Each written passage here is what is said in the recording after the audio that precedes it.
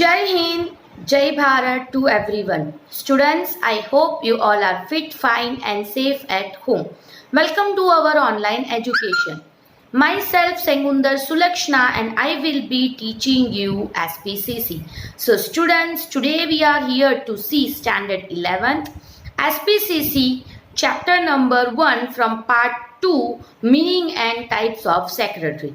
Already we have seen few parts of this chapter. So today we are here to see the part 3 of the chapter. So students, now let us move on with the further portion of the chapter from the video of the further. So before starting the today's content, as usual, let us have a short summarization of the previous video, which means a revision. Previously, we have seen the definition of the secretary in a very detailed manner. We have seen in a very common sense Oxford meaning and the company secretary. But aggregated from all the three portions, we can say that the secretary must be a qualified person and he must do the work assigned to him. He has no authority of his own. Rather than that, his work is to do the correspondence and maintain the documents and the secrecy of the master. Rather than that, he must be ready to serve any work that is allotted by the master to him. So these were the general portions that we got from the meanings, or either we can say that the characteristic that we have seen. And even in characteristic, there was an important character that a secretary must be a living person. So in this manner, we have completed the secretary. After that, we have seen the portion of the types of secretary, in which we have seen the main 6 types. In that, the private one came, the company secretary came, rather than the institutional secretary came, the ministerial secretary came, the secretary of embassy came, association secretary came. In this manner, many secretaries we have seen, and the secretary of association was having majorly 6 to 7 types on the subdivided classification of the secretary. And in company secretary, there were 2 secretary in the subdivision. So after seeing this in a very detailed manner, even we have seen in detailly the private secretary in a very detailed manner. Who is a private secretary? So private secretary is also known as a PA. Even nowadays, the busy work schedule of an individual, those who are a businessman, actor, great politician, chief executive, you know that they cannot fulfill their work by their own. So they keep a personal private secretary. Those is appointed by themselves, and that person is going to work for that particular person who has appointed him or her. So in this manner, the private secretary is playing a vital role nowadays, that we have seen in a very detailed manner. The work of the private secretary, if we are seeing, it is very confidential comparative to the secretary. General secretary's work is normal one, but this private secretary work is very confidential, because the phone calls, the documents, each and everything is being scheduled and attended by the secretary only. Even what the next meeting is going to be and what time, that all details she has to remind to his busy master. So this is the important of the private secretary. The honest and the trustworthy one can only be kept on this position. That also we have seen in a very detailed manner. So up till this we have seen in a very detailed manner. So today we are going to see the further portion of the chapter. So without wasting the time, let us move on with the further portion of the chapter from the PDF in the further video. So students, now let us move on with the today's portion. So today we are going to see the ministerial secretary. Last time we have completed up to the private secretary. So today we are going to start up with the ministerial secretary in a very detailed manner. So in Western countries, people elect president. Such elected president is responsible for the administration. The president nominates person to look after different departments. They are called departmental secretary. In India also, ministerial secretary is the head of department. So western countries की अगर हम बात करते हैं, आपको पता है लोग सारे मिलके प्रेसिडेंट को इलेक्ट करते हैं, यानी प्राइम मिनिस्टर के जैसे प्रेसिडेंट को वहाँ पे इलेक्ट किया जाता है. वो जो इलेक्टेड प्रेसिडेंट है वो क्या करता है, उसका काम होता है कि वो पूरा देख रेख एडमिनिस्ट्रेशन का, पूरा दुनिया के चलाने जैसा उसका पर्टिकुलर कंट्री को चलाने का पूरा काम या एक्टिविटी जो है वो पर्टिकुलर उस प्रेसिडेंट का होता है। But as you all know president का काम बहुत ज़्यादा होता है, वो अकेला वो सारी चीज़ें कर नहीं पाता। इसीलिए प्रेसिडेंट क्या करता है, ऐसे इंसानों को नॉमिनेट करता है जो पर्टिकुलर डिपार्टमेंट के ऊपर ध्यान देके काम कर पाए। सो प्रेसिडेंट एक ऐसे इंसान को नॉमिनेट करता है, अलग अलग डिपार्टमेंट के लिए अलग अलग इंसान नॉमिनेट करता है, और जो जो डिपार्टमेंट के लिए जो जो पर्सन नॉमिनेट होते हैं उसे जो है डिपार्टमेंटल सेक्रेटरी माना जाता है। सो डिपार्टमेंटल सेक्रेटरी जो है उसी में, जैसे इंडिया में अगर हम देखें वहाँ पर्टिकुलर डिपार्टमेंट, जैसे एजुकेशन डिपार्टमेंट आप करोगे, कल्चरल डिपार्टमेंट आप देखोगे, इस तरीके से पर्टिकुलर डिपार्टमेंट के लिए सेक्रेटरी अपॉइंट किया जाता है। इंडिया के अंदर उसी तरीके से मिनिस्ट्रियल सेक्रेटरी देखा जाता है जो हेड ऑफ डिपार्टमेंट होता है। जैसे एजुकेशनल मिनिस्टर कौन है, तो स्मृति ईरानी है। तो ऐसे एक एग्जाम्पल आई एम टेलिंग, ठीक है। तो इस तरीके से कहीं ना कहीं डिपार्टमेंट के जो हेड होते उन्हें मिनिस्ट्रियल सेक्रेटरी माना जाता है। तो पर्टिकुलर डिपार्टमेंट के जो जो हेड देखे जाएंगे वो मिनिस्ट्रियल सेक्रेटरी माने जाते। Next is company secretary. So I am going to read it out, listen it out carefully. As per new Company Act 2030, appointment of secretary is mandatory, where subscribed capital of a company is rupees 5 crore or more. In a company, position of a secretary is very important because as per the company law, company possesses artificial personality. Here, shareholders, owner and the company are two separate identities. The management of the company is carried out by the board of the directors. All the members of boards of directors are not acquainted with all rules and regulation, and all are not local. So to administer company as per the rules and regulation efficiently, a competent officer is appointed. He is known as company secretary. Thus, the secretary is appointed by the board of the director. He is an employee of a company. The secretary has to carry out the orders given by the board of the directors. He does not have any power, but he has to follow orders. The authority has been assigned by board of directors. He has to carry out functions as directed by the company law. Thus, secretary works under the control of board of directors. The company secretary can be divided into two types from the viewpoint of delegations of authority: general secretary and administrative secretary. सो नया जो company का law है 2013 का जो amendment हुआ 1956 में पुराना law देखा गया, बट 2013 में नया लॉ आया। नए लॉ की अगर हम बात करते तो सेक्रेटरी को अपॉइंट करना कंपलसरी है जो कंपनियां 5 करोड़ से ज़्यादा सब्सक्राइब्ड कैपिटल रखती हो। अगर कोई कंपनी का 5 करोड़ से ज़्यादा सब्सक्राइब्ड कैपिटल यानी शेयर्स इशू करके कैपिटल 5 करोड़ से ज़्यादा किया हो तो वैसे कंपनी को मैंडेटरीली यानी कंपलसरीली सेक्रेटरी को रखना ही पड़ता है। सो इन अ कंपनी, अगर कोई भी कंपनी के अंदर पोजीशन ऑफ सेक्रेटरी बहुत ही इम्पोर्टेंट देखा जाता है कंपनी लॉ के हिसाब से। कैसे? क्योंकि कंपनी की अगर हम बात करते हैं तो ये एक आर्टिफिशियल पर्सन माना जाता है, आर्टिफिशियल पर्सनालिटी माना जाता है। ये है नहीं बट ये है और एक इंसान की तरह ही काम कर रहा है ऐसा माना जाता है। इसीलिए यहाँ पे शेयर होल्डर्स जो है ये ओनर माने जाते हैं। But you know that share holders जो है ये ओनर तो है, बट कोई एक ओनर कंपनी का कैसे बन सकता है? सिर्फ शेयर खरीद के। बाकी कंपनी एक अपना एक सेपरेट आइडेंटिटी रखता है। इवन शेयर होल्डर्स के अपनी एक पर्सनल आइडेंटिटी है, उसी तरीके से कंपनी का भी एक अपना पर्सनल आइडेंटिटी देखा जाता है। ये जो मैनेजमेंट ऑफ कंपनी होता है, कंपनी का मैनेजमेंट तुम्हें पता है शेयर होल्डर्स तो कर नहीं पाते। अगर शेयर होल्डर्स ना कर पाए तो कौन उनके बिहाफ में कर सकता है? तो बोर्ड ऑफ डायरेक्टर्स करेंगे।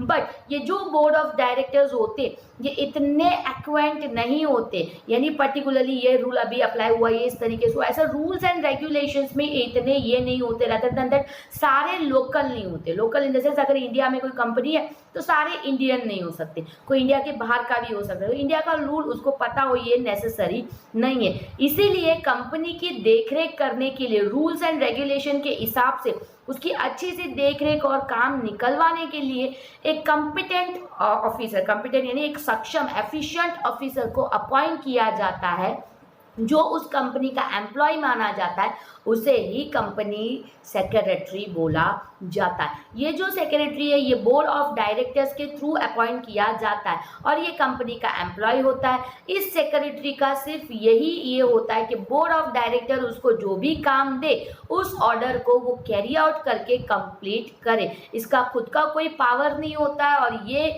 कोई चीज़ खुद नहीं कर सकता, बट जो बोर्ड ऑफ डायरेक्टर इसको बोलते वो चीज़ को इसको फॉलो करके कंप्लीट करना पड़ता है। अथॉरिटीज़ यहाँ पे असाइन किए जाते हैं बोर्ड ऑफ डायरेक्टर्स के थ्रू, और इवन यहाँ पे जो भी फंक्शंस इसे दिया जाता है कंपनी लॉ के हिसाब से, इसको जो काम दिया जाएगा वो काम ही इसको करना पड़ता है। भाई मेरे घर पे जाके ये कर देना, वैसा बोले तो कोई कंपनी सेक्रेटरी नहीं करता। कंपनी के रिलेटेड कंपनी के लॉ के हिसाब से इसको जो काम दिया जाता है वो इसको फॉलो अप करना है। इस तरीके से हम ये बोल सकते हैं कि सेक्रेटरी जो है बोर्ड ऑफ डायरेक्टर्स के कंट्रोल के हिसाब से काम करता है। कंपनी सेक्रेटरीज को भी हम दो तरीके से डिवाइड कर सकते हैं, जो अथॉरिटी जो रिस्पॉन्सिबिलिटी उन्हें देते हैं उस तरीके से। तो उसमें फर्स्ट है जनरल सेक्रेटरी, सेकंड है administrative secretary. So what is general secretary and what is administrative secretary? Late us see that in a very detailed manner.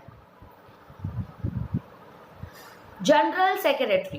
The General Secretary looks after the following day-to-day activities of the company according to the direction of the Board of Directors. So General Secretary को रोज का जो activity होता है वो देखना पड़ता है company के हिसाब से, बट कैसे खुद ही नहीं, जो बोर्ड ऑफ डायरेक्टर उनको बोलते हैं कि रोज आपको ये काम देख लेना, वही काम उनको देखना पड़ता है। सो क्या काम है? Let us see that in a very detailed manner. Number 1, to carry out correspondence on the behalf of the company.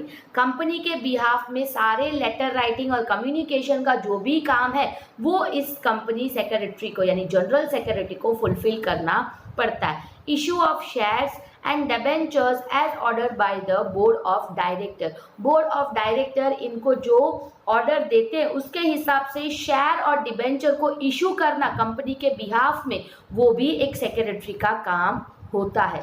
To observe the functions of share allotment, transfer, call on share for features of share. उसके अलावा share जैसे ही issue कर दिया जाता है उसके बाद share allotment करना, उसको ट्रांसफर करना, कॉल ऑन शेयर जैसे टाइम टू टाइम गैप में कॉल करना पड़ता है मनी कॉल, तो कॉल मनी का जो पोर्शन होता है शेयर्स के लिए वो करना, फिर अगर कोई पैसे नहीं भर रहा है तो उसकी शेयर्स को फॉरफिटिंग वापस ले लेना, ये सारे काम को भी जनरल सेक्रेटरी को देखना पड़ता है। Fourth number, to issue notice for general meeting of share holders, to prepare its agenda and to maintain its minutes. ठीक है, तो इस तरीके से जनरल मीटिंग शेयर होल्डर्स के लिए किया जाता है साल में 1 या 2 बार according to the company law.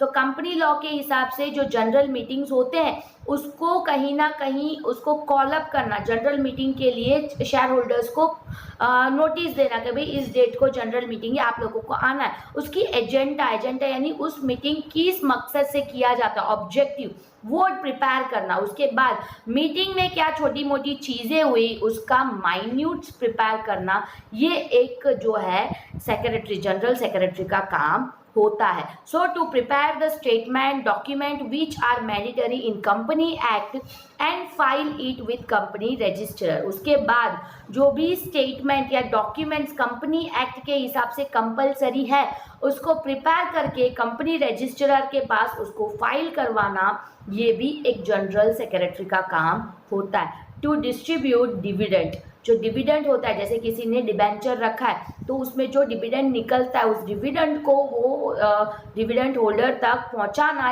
ये उसका काम होता है। सो यहाँ पे 6 पॉइंट्स खत्म होते हैं, यानी ये जनरल सेक्रेटरी के मेन 6 पॉइंट्स माने जाते। सो यहाँ पे जनरल सेक्रेटरी खत्म होता है। So now let us move on with the administrative secretary. Administrative secretary, the following are the main function of administrative secretary. तो यहाँ पे जो मेन फंक्शन एडमिनिस्ट्रेटिव सेक्रेटरी का क्या क्या मेन फंक्शंस होता है वो नीचे दिया गया है। मेन 5 फंक्शंस दिया गया है। Let us see that in a very detailed manner. Number 1, to select and appoint employ. Employ को सिलेक्ट करना और अपॉइंट करना यहाँ पे इस सेक्रेटरी का काम माना जाता है। Number 2, to negotiate and prepare the agreement on behalf of the company. So company के बिहाफ में अगर कोई एग्रीमेंट आ रहा है तो उसको, जैसे वो 10 लाख बोल रहा है, तुरंत वो 10 लाख में एग्रीमेंट को डन नहीं करने का, उसको नेगोशिएट करने का। नहीं 8 लाख सही है, 7 लाख सही है, इस तरीके से जैसे खुद के लिए वो एग्रीमेंट कर रहा हो, इस तरीके से उसको पहले नेगोशिएट करके फिर एग्रीमेंट को कंपनी के बिहाफ में प्रिपेयर करना, वो एडमिनिस्ट्रेटिव सेक्रेटरी का काम होता है। To observe the accounts of the company. Company के जो अकाउंट्स होते हैं जैसे balance sheet, profit and loss, ये सारी अकाउंट्स को देखना और उसको सुपरवाइज करते रहना, ये भी एडमिनिस्ट्रेटिव सेक्रेटरी का काम होता है। To provide reliable information to the board of directors in the matter of policy formulation and programming. अगर कंपनी के रिलेटेड कोई पॉलिसी फ्रेमअप करना है नया, या कोई नया प्रोग्रामिंग सिस्टम करना है, यानी कंप्यूटर का प्रोग्रामिंग सिस्टम नहीं, कोई नया प्रोसेस अगर शुरू करना है तो उसके ऊपर रिलायबल यानी विश्वास किया जाए वैसे इंफॉर्मेशन, सच्चा और जो विश्वास करने के लायक हो वैसे इंफॉर्मेशन बोर्ड ऑफ डायरेक्टर तक पहुंचाना, ये इस सेक्रेटरी का काम होता है। To look after the administration of various department of the company. Various department जो है कंपनी के, उसका देख रेख एडमिनिस्ट्रेशन करना, ये भी इस सेक्रेटरी का काम माना जाता है। Thus, an administrative officer secretary is a link between board of director and company. तो हम ये बोल सकते हैं जो एडमिनिस्ट्रेटिव ऑफिसर है ये ऐसी इंसान होते हैं जो बोर्ड ऑफ डायरेक्टर और कंपनी के बीच का एक लिंक का काम करके देते, जबकि जनरल जो है वो शेयर होल्डर्स और जो है बोर्ड ऑफ डायरेक्टर और कंपनी के बिहाफ में एक लिंक की तरीके से देके जाते। यहाँ जो है कंपनी सेक्रेटरी कंप्लीट होता है। Next, it is Secretary of Embassies. Nowadays, every country nominates its representative as an ambassador in other country. The main function is to protect interest of their own country and to convince over their country's ideology. Such secretary is known as Secretary of Embassy. जैसे मैंने बोला, आजकल हर एक country में एक ऐसे nominee elect किए जाते हैं जो कंपनी का एम्बेसडर का काम करता है। अब ये इंसान का काम सिर्फ इतना है, मेन फंक्शन अपनी कंट्री की जो इंटरेस्ट है दूसरे कंट्रियों में बनाए रखे और उनको कन्विंस करे कि हमारा आइडियोलॉजी बहुत ही बेस्ट है। इस तरीके से इस सेक्रेटरी को कहीं ना कहीं सेक्रेटरी ऑफ एम्बेसी माना जाता है। सो इस साल का एम्बेसडर कौन है ये सर्च करके लाइव लेक्चर में मुझे बताना, ठीक है। सो इस तरीके से ये जो पोर्शन है कहीं ना कहीं हमें ये सिखाता है कि हमें एम्बेसडर्स क्यों अपॉइंट किए जाते हैं, वो भी एक सेक्रेटरी का काम करते हैं और वो अपनी कंट्री को एज ए सेक्रेटरी रिप्रेजेंट करते हैं। Next, it is departmental secretary. The people of country elect members of parliament or member of legislative assembly. Whichever party has majority from the cabinet ministry, the minister takes care of particular department. The minister become in charge of that particular department. To manage that department, a gazette officer IAS is appointed, who is known as departmental secretary. The function of such secretary is to look after smooth administration of departments as per policy formulated. The secretary has to work efficiently, honestly and lawfully. These secretaries are likely Secretary of Education Department, Secretary of Home Ministry, etc. हमारे यहाँ you know that parliament of member या member of legislative assembly को हम लोग elect करते हैं, हम जो है नेता लोगों को इलेक्ट करते हैं और जो भी पार्टी का मेजोरिटी होता है, जैसे कि 128 सीट में से 78 सीट मेजोरिटी है तो वो किसको मिला, इस तरीके से जिसका मेजोरिटी है उसको फॉर्म ऑफ कैबिनेट में देखा जाता है। अब ये जो मिनिस्टर है वो उस पर्टिकुलर डिपार्टमेंट का ध्यान रखता है। जैसे एजुकेशन डिपार्टमेंट में कांग्रेस का अगर अगर ग्रिप ज़्यादा हो तो वो एजुकेशन डिपार्टमेंट का मिनिस्टर बन जाता। और वही अगर हम बात करें होम मिनिस्टर की डिपार्टमेंट, उधर अगर बीजेपी का अगर ज़्यादा हो तो वो उसके ऊपर बनेगा। This are all just an example, okay. तो इस तरीके से मिनिस्टर जो भी उसमें चार्ज लेगा उसे पर्टिकुलर डिपार्टमेंट का इंचार्ज माना जाएगा। अब वो क्या करेगा, उस डिपार्टमेंट को मेंटेन करने के लिए एक गैजेट ऑफिसर मतलब एक आईएएस को अपॉइंट करेगा। उस आईएएस को हम डिपार्टमेंटल सेक्रेटरी मानते हैं। तो ये जो सेक्रेटरी है इसका क्या काम है, उस डिपार्टमेंट के अंदर हर एक काम स्मूथली किया जाए और जो भी पॉलिसीज बने हैं उस पॉलिसी के हिसाब से वो काम वहाँ कैरी आउट किया जाए, सारे काम एफिशिएंटली हो, हॉनेस्टली हो और लॉफुली हो, कानूनी तौर पे हो। ये चीज़ों का वो गैजेट ऑफिसर यानी आईएएस सेक्रेटरी ध्यान रखेगा। तो ये जो सेक्रेटरीज है इन्हें हम सेक्रेटरी ऑफ एजुकेशन डिपार्टमेंट बोल सकते हैं, सेक्रेटरी ऑफ होम मिनिस्ट्री पे देख सकते हैं। जैसे मैंने आपको मिनिस्ट्री डिपार्टमेंट में भी आपको बताया था, सेम एक एजुकेशन का एग्जाम्पल दिया। तो इस तरीके से आप डिपार्टमेंटल सेक्रेटरी को क्लासीफाई कर सकते हो। सो यहाँ पे खत्म होता है आज का topic. I hope you all have understood that in a very well manner. So now let us move on with the short summarization of the topic that we have seen today. So students, I hope that you all have understood the today's portion in a very well manner. So what we have seen today? So today we have seen the types of the secretary, जिसमें हमने जो है departmental secretary कौन होते हैं, ministerial secretary कौन होते हैं, कंपनी सेक्रेटरी में जो जनरल और एडमिनिस्ट्रेशन कौन होते हैं, and the secretary of embassy के बारे में डिटेल में देखा. सो now let us see that in a very point wise 1 to 1 in a very detailed manner.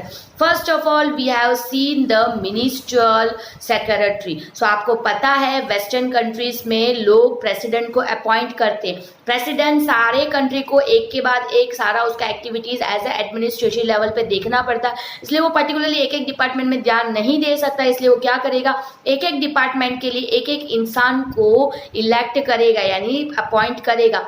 ये जो इंसान को वो अपॉइंट करता है उन्हें जो है मिनिस्ट्रियल सेक्रेटरी माना जाता है. इवन इंडिया के अंदर भी आपको पता है पर्टिकुलर डिपार्टमेंट के जो हेड होते हैं उस हेड को जो है हम मिनिस्ट्रियल सेक्रेटरी मानते हैं. जैसे एजुकेशन डिपार्टमेंट है तो उस डिपार्टमेंट के जो हेड है उन्हें हम कहीं ना कहीं जो है मिनिस्ट्रियल सेक्रेटरी मानते हैं. Next we have seen the company secretary. Company secretary का हमने जो टॉपिक देखा उसमें हमने ये देखा कि 2013 में जो अमेंडमेंट हुआ है उसमें ये बोला गया जो भी कंपनी का 5 करोड़ से ज़्यादा सब्सक्राइब कैपिटल हो तो उस कंपनी को कंपलसरी जो है एक सेक्रेटरी रखना ही पड़ेगा.